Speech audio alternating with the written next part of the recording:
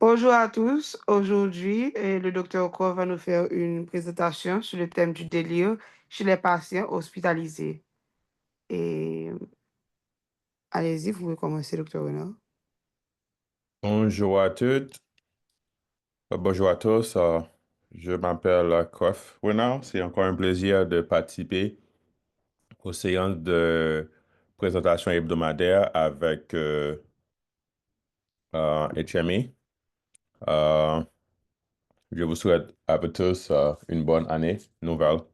Aujourd'hui, je vais faire une présentation sur les délires, qui est un sujet très important que moi-même, étant que médecin praticien hospitalier, que je rencontre de façon quotidienne. Et je pense que je voudrais attirer l'attention aux participants de ce diagnostic et comment l'identifier et comment faire la prise en charge et surtout comment faire la prévention. J'ai fait ma formation en Haïti et je pratique maintenant aux États-Unis, euh, dans l'État de Kentucky comme médecin euh, hospitalier. Euh, les délires, c'est un syndrome neuropsychiatrique qu'on appelle également un état confusionnel. Oh, I lost my slide, sorry.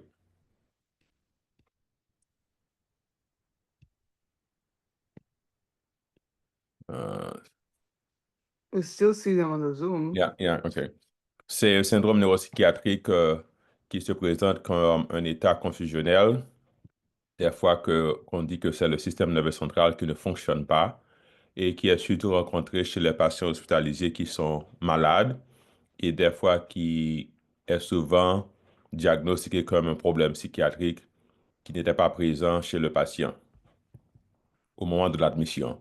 Selon les manuels de statistiques et de diagnostic des maladies mentaux, surtout la quatrième édition, les délires sont définis comme un trouble qui s'identifie comme une réduction de la capacité de se concentrer et également de maintenir l'attention. Ceci peut présenter comme un changement de comportement avec des troubles perceptuels qui n'étaient pas présents ou encore qui ne sont pas secondaires à une maladie préexistante. Et ce trouble peut se développer de façon très rapide dans une période qui est très courte ou encore ceci peut fluctuer au cours d'une journée, d'une semaine au moment de l'hospitalisation. Et très souvent, on va pouvoir faire l'identification ou encore le diagnostic en revisant l'histoire du malade avec les examens physiques ou encore les examens de laboratoire.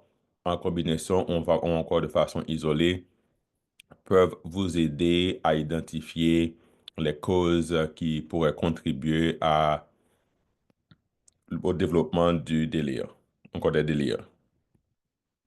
En termes d'épidémiologie, les délires se rencontrent environ 40% de patients chez les patients qui sont hospitalisés, vont avoir des délires et ceci est beaucoup plus élevé chez les patients qui sont âgés de plus de 65 ans.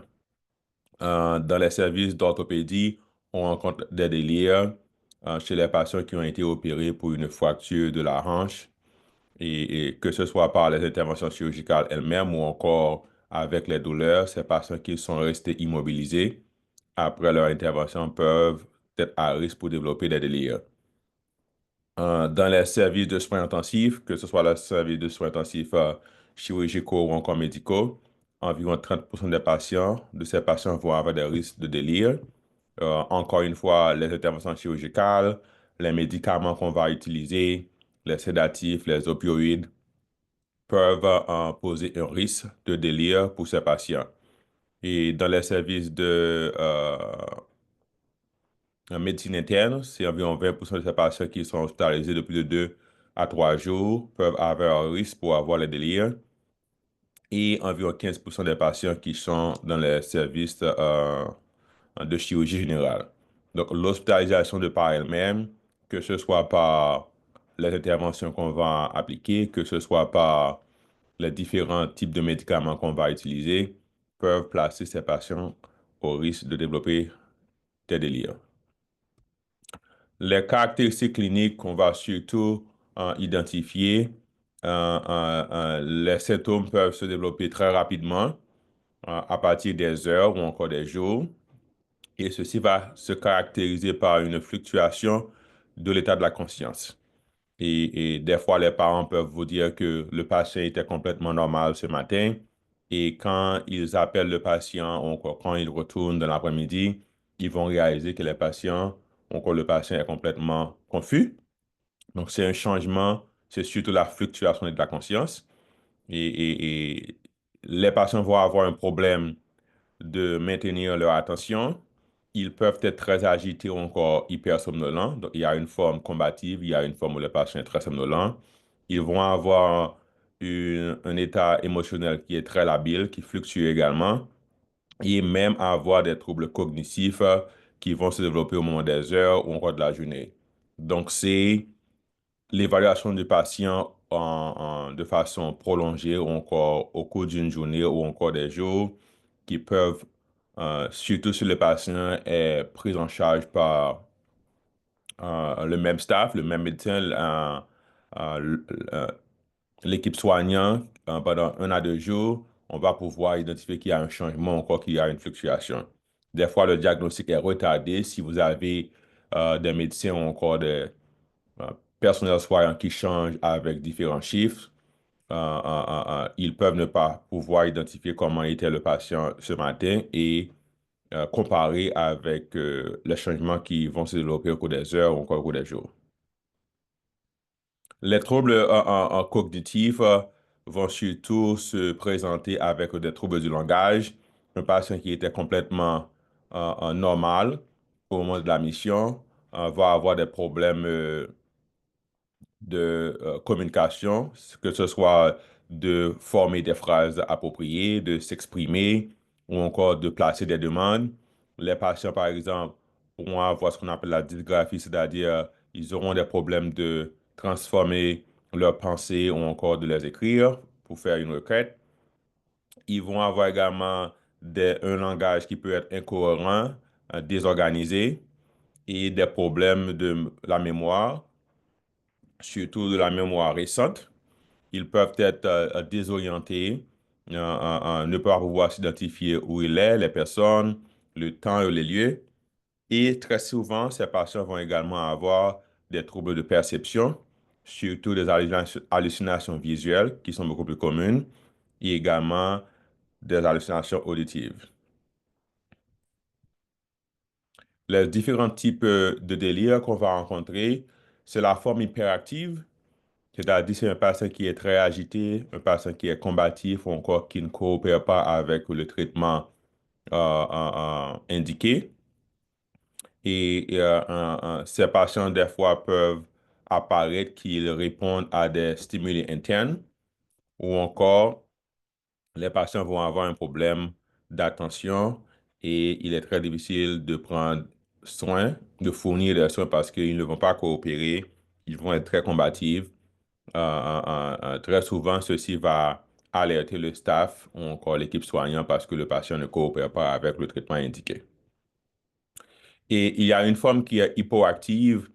Des fois, ceci peut euh, euh, euh, prendre du temps pour s'identifier parce que les patients en général vont apparaître qu'ils sont somnolents ou encore qu'ils sont en train de faire de la sieste. Et ces patients vont en général, au cours d'une journée, va rater les alimentations. Ils vont ne pas prendre les médicaments parce qu'il apparaît qu'ils sont somnolents ou encore qu'ils sont en train de faire de la sieste. Et des fois, ces patients également, ils ne vont pas faire des requêtes au staff soignant et dépendamment, si le staff n'est pas vraiment alerté, ils pourront penser que le patient est somnolent, mais si vous avez un patient, il est 2 heures de l'après-midi et vous êtes dans votre chiffre et ça fait plus de 7 à 8 heures que le patient ne se réveille pas, donc ceci doit alerter l'équipe soignante que quelque chose ne va pas. Surtout que si le patient, au jour auparavant, était complètement coopératif ou encore se réveillait tôt dans le matin et prenait ses médicaments sans aucun problème. Et il faut faire attention avec la forme hypoactive qui peut se présenter comme un état de somnolence prolongée. Et rarement, on va avoir une forme mixte où le patient peut en même temps avoir un état agité et au cours de la même journée, le patient va être somnolent et avec une fluctuation de l'état cognitif. Donc, c'est la forme hyperactive qui est souvent identifiée et qui représente environ 80% des cas, mais il y a également des formes mixtes qui combinent la forme hyperactive, ou encore l'agitation, et la forme hypoactive avec un état de somnolence prolongé. Quelles sont les étiologies pour les délires? En général, les étiologies sont multifactorielles et ce sont des patients qui vont avoir des maladies systémiques et surtout les médicaments qu'on va introduire au cours de l'hospitalisation. Beaucoup de ces médicaments vont agir sur le système nerveux central, les sédatifs, les opioïdes, et ces médicaments vont également augmenter les risques de délire. Et surtout, il y a des patients, en fonction de leurs antécédents, les facteurs de risque vont leur placer à risque pour développer des délires. Les éléments, les causes en général qu'on identifie au moment d'une hospitalisation, c'est surtout les infections. Le patient peut venir pour une intervention chirurgicale ou encore un examen, une hospitalisation de routine, une chirurgie de la hanche. Il développe une infection au moment de l'hospitalisation. Les infections le plus souvent rencontrées, ce sont les infections urinaires, les infections des voies respiratoires, les infections cutanées. La fièvre de par elle-même peut aboutir à un moment de délire. Donc, il faut surtout penser aux infections. L'indice qui va essayer de nous aider, c'est surtout la fièvre ou encore l'hypothermie.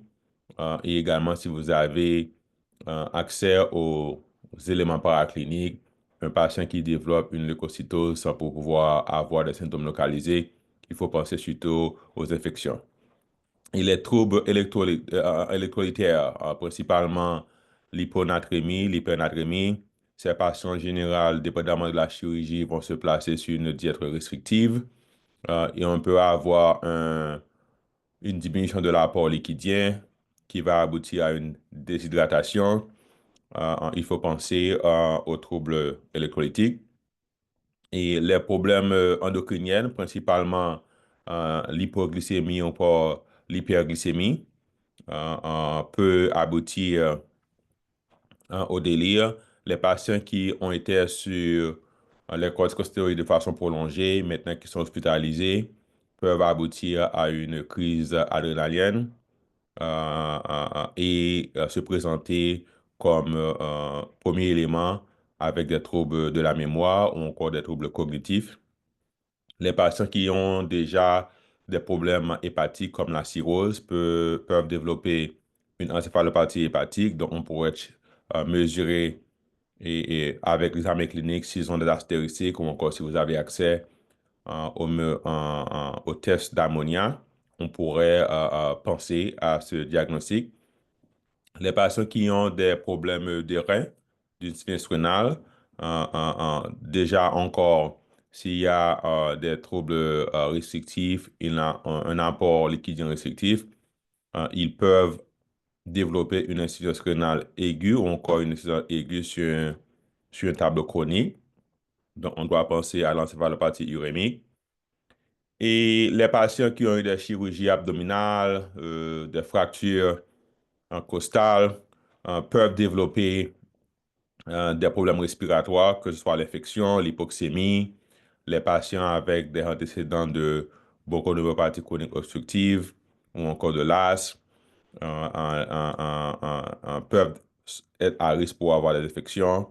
Les atelectasies, parce qu'il y a de la douleur, ils ne respirent pas beaucoup ou très bien.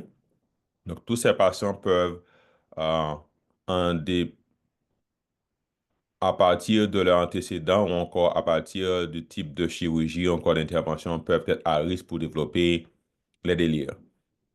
Les maladies cardiovasculaires comme l'insuffisance cardiaque congestive, les arythmies, les patients qui vont développer un infarctus du myocarde secondaire à leur intervention, les pathologies du système nerveux central, les patients qui sont traités pour des tumeurs cérébrales, qui ont eu des antécédents d'ACV, des crises épileptiques, et rarement les patients qui ont des déficiences nutritionnelles, comme la vitamine B12 ou encore la thiamine, surtout chez les patients qui consomment beaucoup d'alcool. Maintenant qui sont hospitalisés pour une intervention chirurgicale et 48 heures à 72 heures après leur intervention peuvent avoir des fluctuations de l'état de la conscience, que ce soit par un retrait, un sevrage chez les patients alcooliques. Et très principalement les patients qui sont placés sous des médicaments sédatifs comme ceux qui prennent du Valium ou encore des benzodiazépines de façon prolongée. Donc, l'arrêt de ces médicaments, encore des opioïdes, au moment de l'hospitalisation, peuvent placer ces patients au risque de développer des délires par un syndrome de sevrage. Donc, tous ces éléments, on peut les identifier avec l'histoire, les antécédents du patient et également avec une révision du dossier du patient ou encore des examens paracliniques que vous avez à votre disposition. Mais de façon particulière, les médicaments, ils représentent un risque majeur. Et parce que ces médications de façon directe ou encore par l'interaction avec d'autres médicaments peuvent contribuer au syndrome de délire, comme la dioxine, la théophylline, les ulcéreux, les corticostéroïdes ou encore la méthylptyline, les tricycliques. Tous ces médicaments, du fait qu'ils ont un index thérapeutique sont très étroits, peuvent placer les patients à risque de toxicité ou encore de syndrome de sevrage. Comme je l'avais dit, les patients au service médical ou encore au service médicaux ou encore chirurgicaux qui vont recevoir des opioïdes pour la douleur peuvent avoir un risque élevé. Les corticostéroïdes, si vous traitez un patient asthmatique avec des bronchoneuropathie obstructive, les patients qui ont des maladies auto-immunes, les stéroïdes, principalement chez les patients élevés, peuvent développer un état d'agitation, encore une psychose. On avait vu beaucoup de patients au moment du pic de la pandémie de COVID-19. Ils étaient traités principalement avec des stéroïdes, la dexaméthasone de façon prolongée. On a eu beaucoup de patients, non seulement du fait qu'ils étaient isolés, les patients étaient en état de stress, on ne savait pas quel serait leur prognostic. Et le traitement principal était basé sur les stéroïdes. Donc, beaucoup de ces patients ont eu une hospitalisation qui était prolongée, principalement parce ils ont développé au moment de l'hospitalisation des délires ou encore des agitations qui étaient vraiment extrêmes. Les médicaments qui ont des actions anticholinergiques ou encore antidopaminergiques comme ceux qu'on utilise pour traiter le Parkinson, et également, comme je le dis, les sédatifs, principalement les barbituriques pour les crises convulsives ou encore les patients qui sont sur benzodiazépines. Donc, une révision des médicaments prescrits au moment de l'hospitalisation, ou encore des médicaments que le patient prenait avant l'hospitalisation doivent se faire parce que très souvent, c'est un médicament de par lui-même qui va contribuer au syndrome de délire. Les antidépresseurs, certains antibiotiques comme les crionolones, les céphalosporines, il y a des antinauséeux comme la métoclopramide parce qu'ils ont des actions antidopaminergiques qu'on utilise très souvent et des fois on peut même pas penser aux médicaments. C'est par élimination on va pouvoir identifier par rapport au développement des troubles cognitifs ou encore de l'attention quels ont été les médicaments récemment introduits dans la prescription médicale qui va vous placer sur le piste de l'état confusionnel. Donc, comme principal risk facteur qu'on avait parlé, c'est surtout l'âge. On va surtout rencontrer les états de délire chez les patients âgés de plus de 60 ans. Il y a une prépondérance pour le sexe masculin. Les patients qui ont déjà des troubles visuels ou encore des troubles de perception, qui n'entendent pas vraiment bien, s'ils n'ont pas leur assistance auditive ou encore des troubles visuels, ils pourront ne pas suivre de façon appropriée les instructions fournies par l'équipe soignante. Et les patients qui ont eu des antécédents d'ACV, des traumas, les patients qui déjà souffrent d'une démence, que ce soit par la maladie d'Alzheimer, ces patients, quand ils sont hospitalisés, ils ont un risque élevé pour développer des délires. Et encore, les maladies sévères de par elles-mêmes, les patients qui sont hospitalisés dans les salles de soins intensifs, qui étaient placés sous ventilateur, encore un traitement artificiel, ces patients, le fait qu'ils ne s'interaquent pas avec le traitement qui leur est imposé, ils sont sous des sédatifs de doses avec des doses élevées ou encore des analgésiques avec des doses élevées, ils n'arrivent pas à se communiquer, ils n'arrivent pas à se bouger. Donc, ils vont avoir ils vont perdre leur sens d'orientation. Donc, tous ces patients seront à risque pour avoir des délires au moment de leur hospitalisation. Et comme facteur de risque précipitant, encore on avait parlé des médicaments, les maladies de par elles-mêmes, les infections, principalement les infections urinaires, les troubles électrolytiques comme l'hyponatrémie, les troubles respiratoires qui vont aboutir que ce soit à une hypoxémie ou encore à une hypercapnie, les états de choc, les chocs hypovolémiques, les chocs septiques ou encore l'anémie sévère, que ce soit par la chirurgie ou encore par un perte de sédiments actifs, et les patients qui ont des douleurs. Les troubles nocifs, par eux-mêmes, peuvent aboutir à des constipations, à des délires. On arrive même à trouver des patients qui vont avoir des délires parce qu'ils n'arrivent pas vraiment à uriner, ils ont une rétention urinaire, ou encore les patients qui sont constipés. Donc, des fois, on en cherche la cause et très souvent, c'est les patients âgés, les patients qui ont euh, une paralysie cérébrale, les patients qui n'arrivent pas à communiquer leurs besoins, s'ils ont une rétention urinaire ou encore s'ils ont une constipation qui est très sévère, peuvent se présenter principalement avec des délires. Donc, les causes ou encore les éléments à identifier sont énormes. C'est avec une histoire ou encore une révision du dossier médical, des médicaments, il faut avoir un index de suspicion qui est vraiment bas pour pouvoir identifier la cause de délire. Et il y a des pathologies qui, très rapidement, il faut penser à éliminer. Surtout l'encéphalopathie de Wernicke, c'est-à-dire une carence en thiamine chez les patients principalement qui sont mal nourris ou encore chez ceux qui sont très alcoolisés. L'encéphalopathie de Wernicke va se présenter avec un état de confibulation. Donc, il faut penser. Et on ne doit pas arrêter pour pouvoir doser la thiamine. Si vous avez un patient qui est alcoolique ou encore un patient qui est mal nourri, on doit administrer la thiamine à dose très élevée. C'est un diagnostic qui est très important.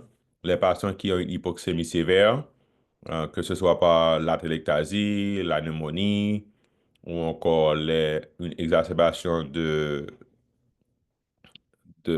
crise d'asthme, les patients qui vont développer une embolie pulmonaire, les patients également avec l'hypoglycémie. Donc, déjà, on peut rapidement, au lit, faire un test de glycémie pour savoir si c'est un patient qui est en état d'hypoglycémie ou encore d'hyperglycémie. Très important. Les patients qui ont une hypertension, une encéphalopathie hypertensive, déjà avec les signes vitaux, ceci va vous mettre sur la piste et les infections. Parce qu'une fois traité, on peut reverser les délires sur les méningites, les encéphalites, les infections urinaires ou encore la pneumonie et rarement les cellulites ou encore des infections de l'endroit chirurgical. Si vous avez une plaie abdominale, une chirurgie de la hanche, il faut s'assurer qu'il n'y avait pas de, de complications post-opératoires avec une infection cutanée. Et rarement il y a des causes de toxicité si vous administrez des médicaments qui méritent un dosage approprié, comme le vancomycine ou encore le digoxin, la gentamicine. Ces genres de médicaments peuvent aboutir à une toxicité parce qu'ils méritent un dosage en fonction de la fonction rénale. Donc, il faut faire attention aux toxicités. Et très rarement, les médicaments avec action anticholinergique peuvent aboutir à une psychose. En termes de pathophysiologie, il y a beaucoup d'hypothèses qui ont été évoquées. C'est surtout euh, euh, une anomalie au niveau des neurotransmetteurs qui vont aboutir à la libération des cytokines. Et ceci va principalement affecter l'échange ou encore la perméabilité au niveau du système nerveux central. Et le fait qu'il y a une perfusion cérébrale qui est altérée, ceci peut aboutir à une limitation ou encore à une réduction de la capacité oxydative du système nerveux central et ceci peut aboutir à une activation de l'axe hypothalamique adrénal qui va se présenter soit par une forme d'hyperactive ou encore d'une forme hypoactive. Donc, c'est surtout, si vous regardez la physiopathologie, c'est surtout tous ces médicaments, encore tous ces éléments extérieurs nocifs qui vont activer le système nerveux central et réduire la capacité d'échange oxydative et ceci va se présenter à l'examen clinique sur un tableau de cognition qui est altéré. Maintenant, pour faire l'évaluation, il faut d'abord, l'équipe soignante peut vous donner des informations si vous avez une consultation pour un patient avec un état de délire, si vous êtes en service chirurgical, en service médical. Donc, on doit d'abord prêter attention sur l'état de conscience du patient, les actions que veut prendre le patient, encore le type de coopération. Il faut également regarder quelle est la durée de l'évolution de ces symptômes, c'est-à-dire le temps. Il faut faire une révision appropriée des médicaments qui sont administrés, que ce soit de façon en PRN ou encore les médicaments qui sont administrés de façon continue. Il faut également regarder quelles ont été les interventions que le patient a subies durant l'intervention, que ce soit les interventions médicales ou encore l'intervention chirurgicale. Et il faut surtout prêter attention si le patient ne peut pas se coopérer, de prendre des informations à partir de l'équipe soignante ou encore les membres de la famille peuvent vous fournir d'autres informations, principalement les patients qui sont placés sur certains médicaments, comme les opioïdes ou encore les médicaments sédatifs, et également prêter attention sur les substances que les patients utilisent, comme les drogues, la méthamphétamine, les opioïdes et également l'alcool.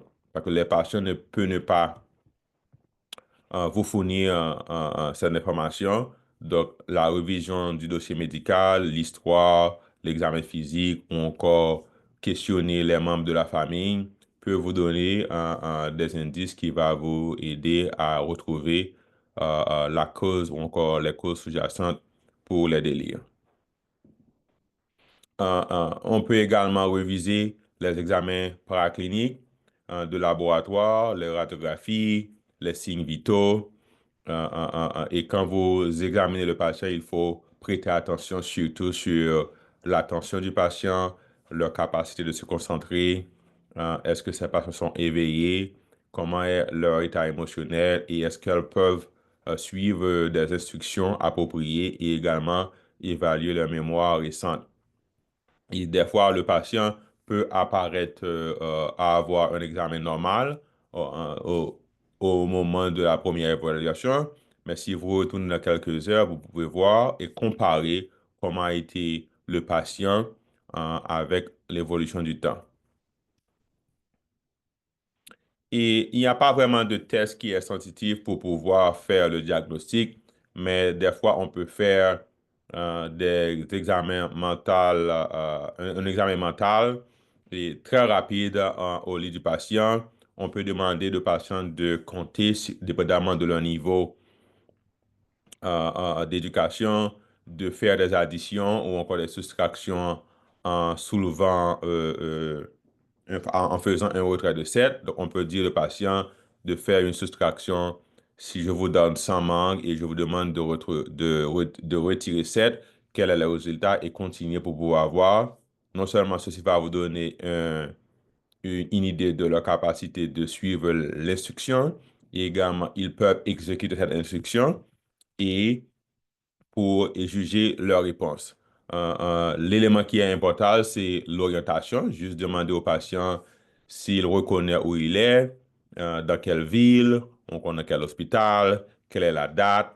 Donc, on peut toujours demander au patient de fournir des informations à partir euh, euh, euh, euh, euh, de la mémoire récente ou encore des incidents qui, normalement, doivent être reconnus partout. Je pourrais penser, par exemple, en Haïti, même lorsque c'était un élément douloureux, demander au patient s'il se rappelle ce qui s'est passé le 12 janvier 2010. Ici, on se réfère surtout au patient, on demande s'il se rappelle ce qui s'était passé le 11 septembre et quel a été l'État qui a été touché par l'incident majeur. Donc, c'est quelque chose que tout le monde en général connaît. Donc, les patients, des fois, ils ont des problèmes pour pouvoir se rappeler de ces faits. Et également, ce qui est important, c'est de faire la différenciation entre les délires et les patients qui souffrent d'un problème psychiatrique. Il y a d'autres pathologies psychiatriques qui peuvent se présenter à un état de psychose, comme la manie, les maladies bipolaires. Donc, des fois, il est très difficile de faire la différence, mais ce qui est très important pour les patients qui ont des délires, c'est la fluctuation des symptômes. Et comparativement aux maladies psychiatriques qui sont en état d'attaque, ces symptômes vont persister avec le temps et également l'âge du patient, l'orientation, le début de ces symptômes. Les patients qui sont à un âge moins élevé, ils auront surtout un problème psychiatrique qui est en état d'exacerbation comparativement à un patient qui est âgé et qui va se présenter avec des troubles de la délire. Encore une fois, les délires, ce ne sont pas la démence, mais on sait que les patients qui souffrent de la démence, ils sont beaucoup plus à risque pour développer des délires. Ceci, c'est surtout en revisant le dossier ou encore les membres de la famille peuvent vous donner des informations. Ils vont vous dire que c'était un patient qui était complètement indépendant, qui était actif, qui n'avait pas de problème de cognition avant l'intervention, leur hospitalisation. Donc, on va surtout penser au délire, mais les membres de la famille également peuvent vous donner des informations que ces patients, au cours des mois auparavant, avaient des troubles cognitifs progressifs. Donc, ceci, même lorsque la démence n'était pas diagnostiquée, donc on peut penser que c'était des patients qui auparavant avaient des troubles cognitifs, que ce soit moyens ou encore modérés, maintenant qui se présentent avec des délires.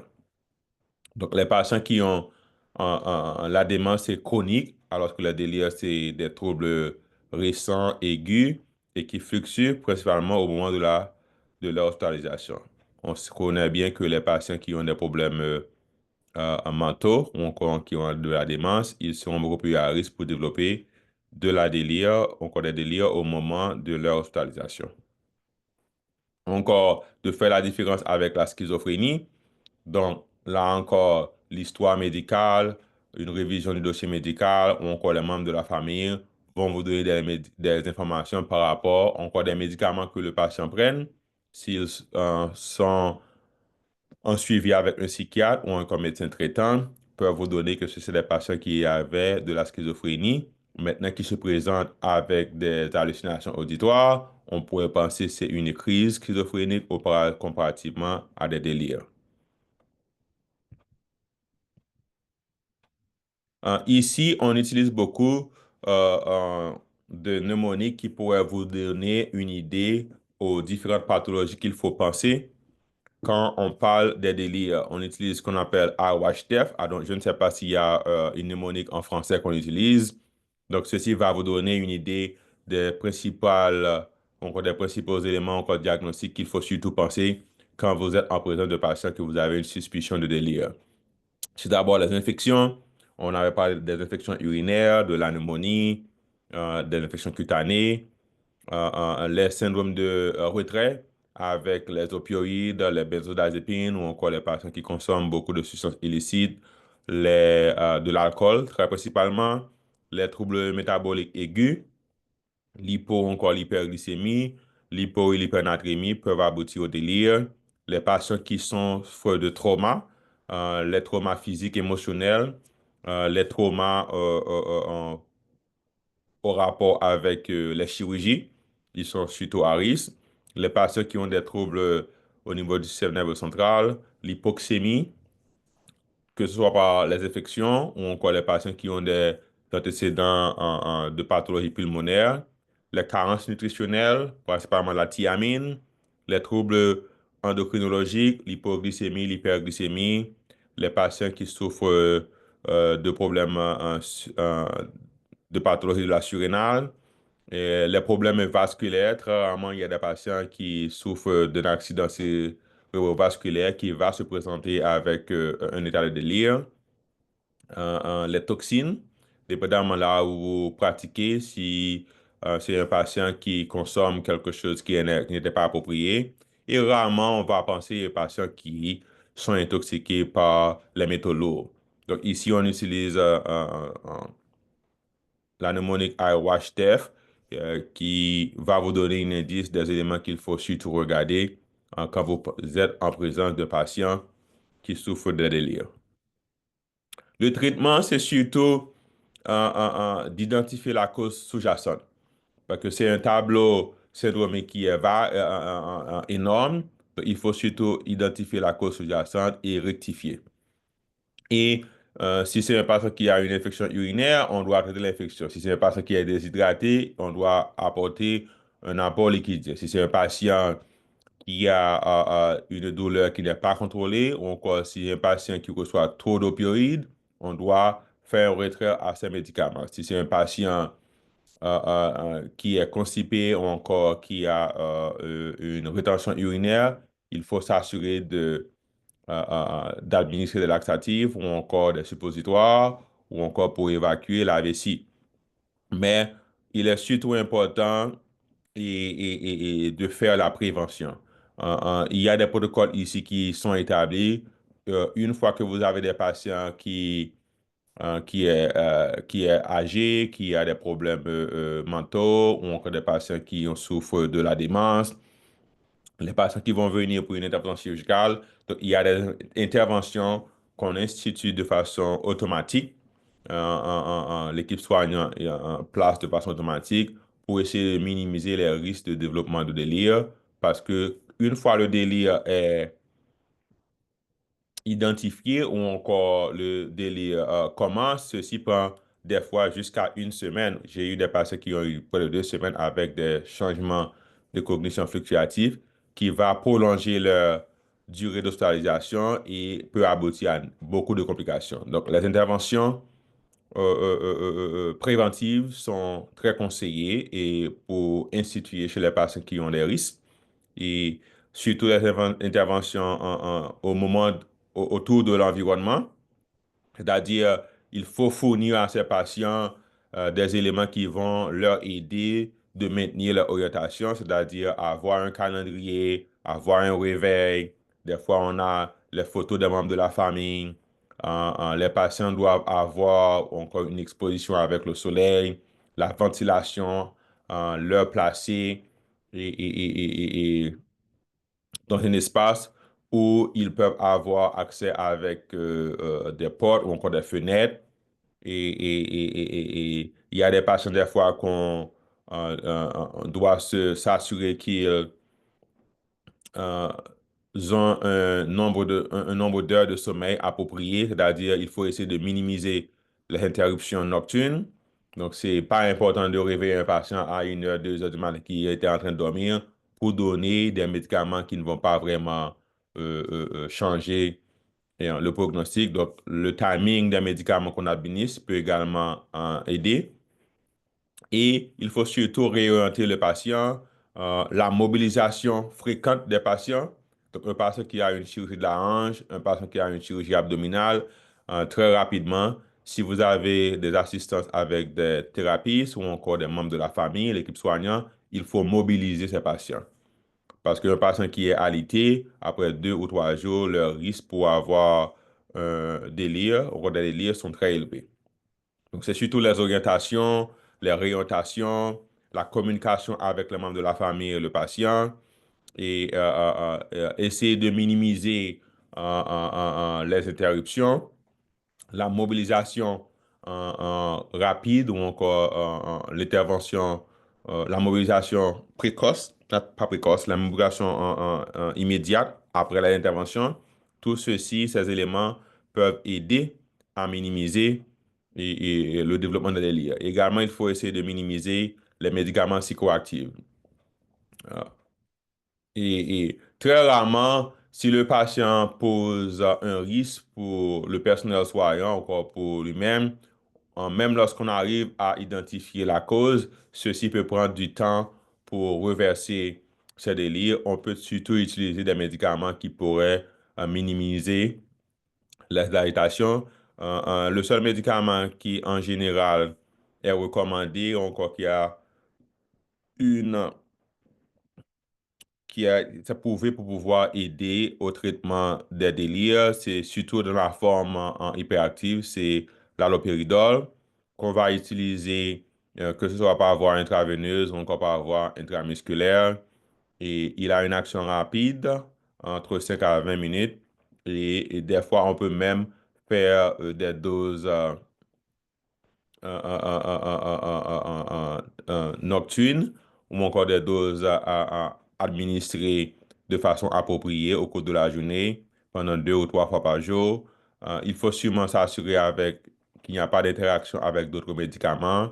Et également, si vous avez accès à l'électrocardiogramme pour avoir il y a un risque de prolongation du segment QT avec l'halopéridol, mais rarement, si vous n'avez pas accès à l'halopéridol, on peut utiliser des antipsychotiques atypiques comme le risperidal, très la quetiapine, encore le Seroquel, qui peuvent vous aider, surtout dans la phase hyperactive pour contrôler les symptômes et limiter que le patient se hurt ou encore limiter euh, euh, des troubles parce que les patients, des fois, quand ils sont dans la forme hyperactive, ils peuvent enlever les cathéters, ils peuvent enlever les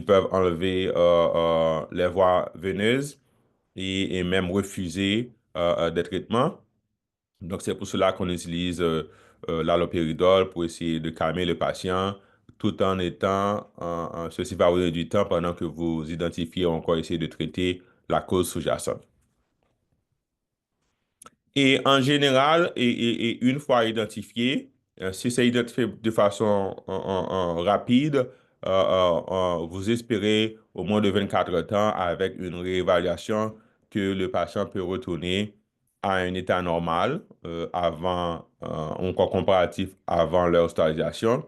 Mais il y a des patients, si les délires sont identifiés un peu plus tardifs, qui peuvent prendre jusqu'à une semaine avant de retourner à un état normal. Et également, si la cause est multifactorielle, vous pouvez traiter l'infection, mais s'il y a d'autres causes qui ne sont pas identifiées, et les délires vont continuer à progresser et ceci peut représenter un état de stress même pour les membres de la famille parce qu'ils vont voir que leurs proches ne s'améliorent pas. Ils étaient venus pour une intervention chirurgicale, maintenant les troubles de cognition vont persister. Et dans la majorité des cas, ces symptômes vont disparaître au moins au cours d'une semaine, mais il y a des patients qui ont beaucoup de comorbidités, qui ont beaucoup de pathologies sous-jacentes où les délires peuvent persister pendant 1 à 2 semaines.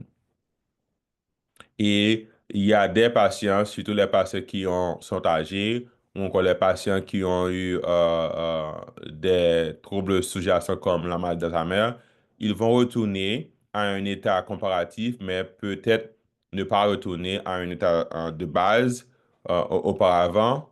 Et parce que si les troubles sous-jacents, l'infection, l'hypoxémie, encore les troubles endocrinologiques persistent, ou encore vous prenez du temps pour pouvoir les identifier, il y a des patients qui vont s'améliorer, mais peut-être ne pas retourner à un état comparatif avant leur hospitalisation. Ce qui est très important, c'est surtout de faire l'éducation du staff, de l'équipe soignante et également, on peut toujours parler aux membres de la famille qui peuvent vous donner des informations, encore qui peuvent assister pour pouvoir identifier les troubles très rapidement et euh, euh, euh, euh, également faire l'éducation des membres de la famille une fois qu'ils identifient qu'il y a des troubles de cognition, que leur donner une réassurance que c'est quelque chose qui est très courant rencontré chez certains patients et l'équipe soignante va faire par elle-même pour pouvoir traiter ou encore rectifier ces troubles. Et des fois, il y a des membres de la famille qui vont vous dire que le patient, au moment d'une hospitalisation antérieure, avait des délires. Ils vont être beaucoup plus actifs pour pouvoir participer ou encore faire des préventions pour empêcher que le patient retourne dans ce même état. Parce que la dernière fois que le patient était hospitalisé, il y avait un médicament qu'on avait administré qui avait causé des délires. Donc, ceci peut alerter le staff pour pouvoir minimiser et ces genres de médicaments. Donc, avoir un membre de la famille qui va faire une plaidoirie pour la patiente, des fois, peuvent aider le staff à être très vigilant pour pouvoir faire une prévention qui est adéquate. Je vous remercie. Si vous avez des questions, je suis prêt à les entendre.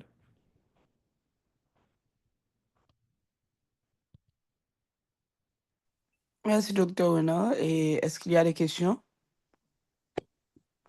Hmm. Désolé, bonjour Aïssa, Bonjour. bonjour docteur Renard.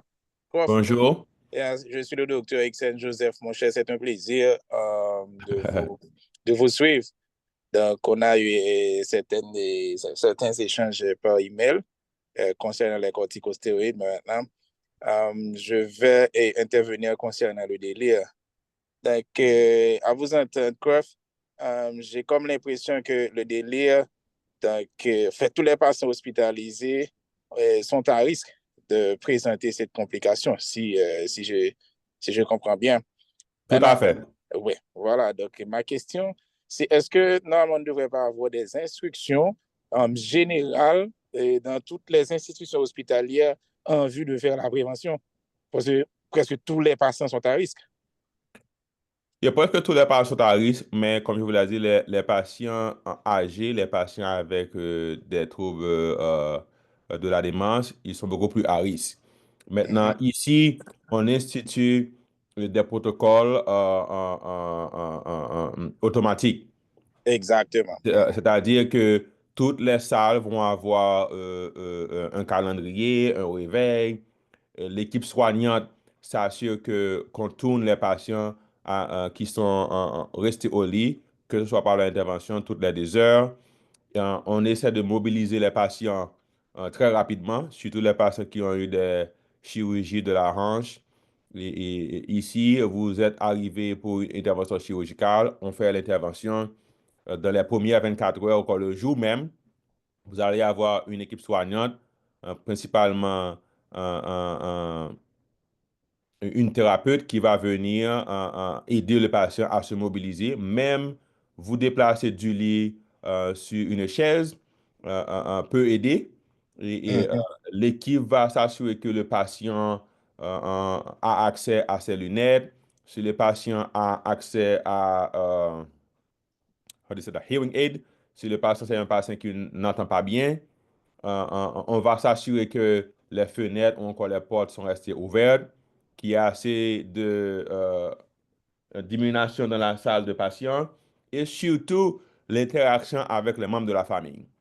Très bien. Très bien. Le patient reconnaît les membres de sa famille, donc ceci peut maintenir les perceptions visuelles ou encore auditives.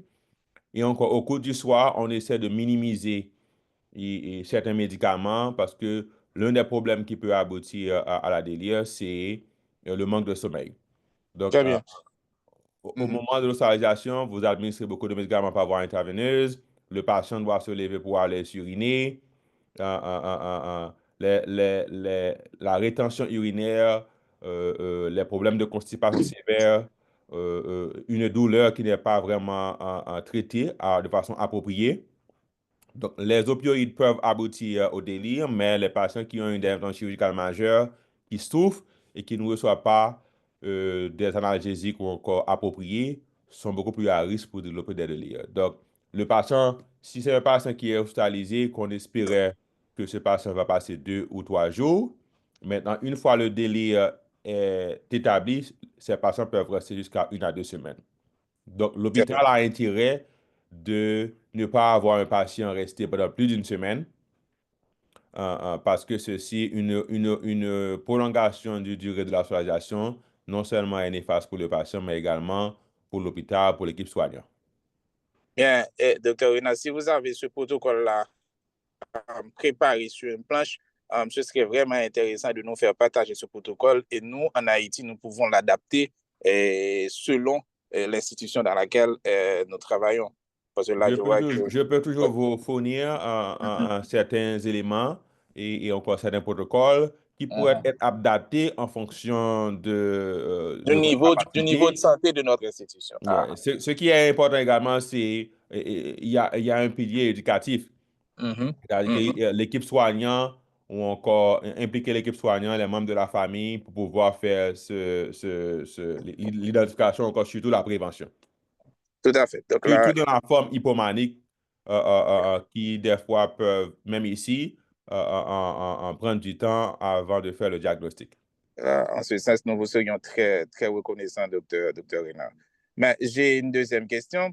Et en cas de persistance du délire chez un patient hospitalisé ou bien encore un patient qui a tous les critères d'être exéaté, est-ce qu'on va devoir exéater ce patient-là sous allopéridol ou bien on doit faire la référence peut-être probablement vers un psychologue, hein? Qu'est-ce que vous pensez? C'est très rarement qu'on arrive à... si c'est un patient qui a... Des fois, il y a des patients qui avaient eu des problèmes sous-jacents, Mhm, même avant l'hospitalisation, qui n'étaient pas identifiés. Très rarement, ici, par exemple, si c'est un patient qui était présenté pour une intervention chirurgicale, les patients qui sont présentés avec des chirurgies majeures, ils peuvent être améliorés. Maintenant, beaucoup de ces patients ne vont pas exéater à la maison directement. Ils pourraient être transférés ici, ce qu'on appelle dans le centre de réhabilitation, où ils vont continuer à faire de la physiothérapie avant même de retourner à la maison. Pour mhm, ces patients, il y a des hôpitaux qui ont à l'intérieur de leur, même lorsque c'est une étape différente au cours de l'hospitalisation, la cause chirurgicale était traitée, mais ces patients vont surtout être transférés dans un centre de réhabilitation pendant 1 à 2 semaines jusqu'à 3 semaines. Si c'est un patient qui était présenté avec un ACV, un trauma, une chirurgie majeure, les patients âgés. Maintenant, leur assurance peut payer pour la physiothérapie, c'est-à-dire on va faire des interventions physiques ou encore thérapeute, le mouvement, s'assurer que le patient peut se mobiliser du lit ou encore sur la chaise, peut prendre soin d'elle-même, se baigner, se coiffer, au centre de réhabilitation. Donc, très rarement, on peut continuer avec certains de ces médicaments comme euh, le Seroquel ou encore l'allopuridol de façon de courte durée. Et étant donné que ces patients, des fois, peuvent être sous la supervision de notre médecin traitant au moment de leur réhabilitation, on pourrait continuer ces médicaments, mais on essaie le plus que possible de ne pas placer ces médicaments de façon prolongée.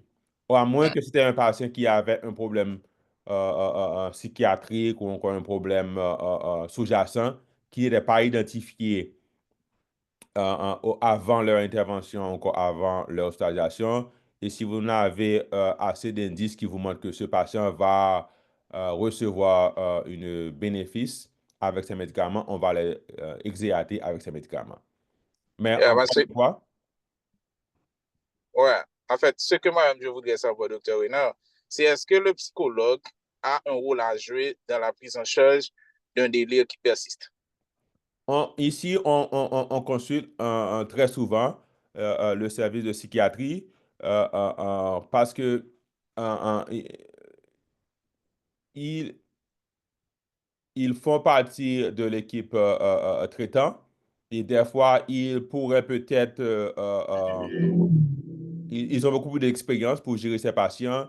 Très souvent, ce qu'on va essayer d'utiliser ici, c'est surtout l'halopéridol ou encore on va utiliser l'acide valproïque Mhm, qui mhm. a moins de risque de sédation ou encore ceci peut contrôler principalement les états émotionnels. Et donc, très rarement, on va faire une consultation au service de psychiatrie et les médicaments utilisés, surtout, c'est l'halopéridol ou encore l'acide valproïque. Et encore, même des fois, ils peuvent réviser tous les médicaments pour s'assurer qu'il n'y a pas d'interaction, pour s'assurer avec une dose adéquate. Donc, on place des fois il y a des patients également qui vont venir avec des problèmes chirurgicaux, mais qui avaient des antécédents psychiatriques et qui vont leur placer à risque. Et des fois, il va y avoir un ajustement des doses des médicaments antérieurs. Donc, très souvent, le service de psychiatrie peut être très utile pour fournir une orientation au service de médecine interne. Très bien, très bien. Merci, merci, docteur. Je vous en prie.